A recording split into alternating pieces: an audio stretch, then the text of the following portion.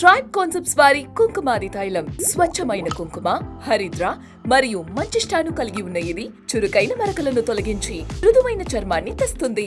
కొనండి the tribe concepts వారి 24 carrot Kumkumadi తైలంను. 2 years అండి. 2 years మీకు ఏమైందో ఫస్ట్ అంటే ఒక వన్ ఇయర్ నియర్లీ 1 year మాకు ఏమైందో తెలియదు.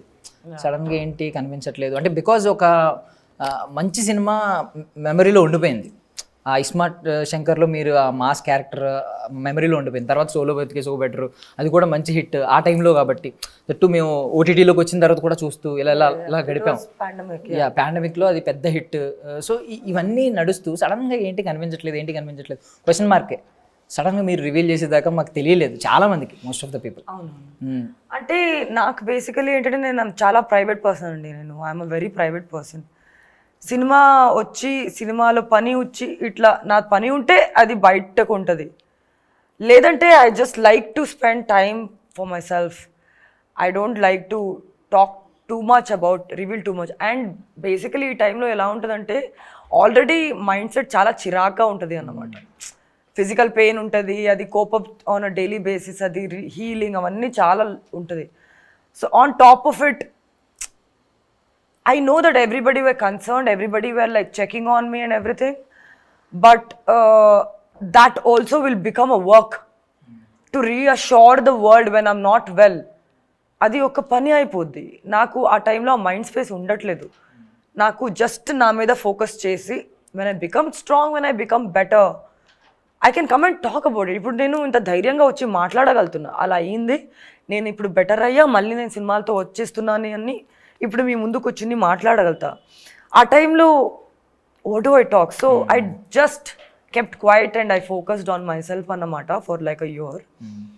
అండ్ దెన్ సినిమాకి వచ్చి సినిమా ఆల్మోస్ట్ కథలు వినడం నేను లాస్ట్ ఇయర్ స్టార్ట్ చేశా.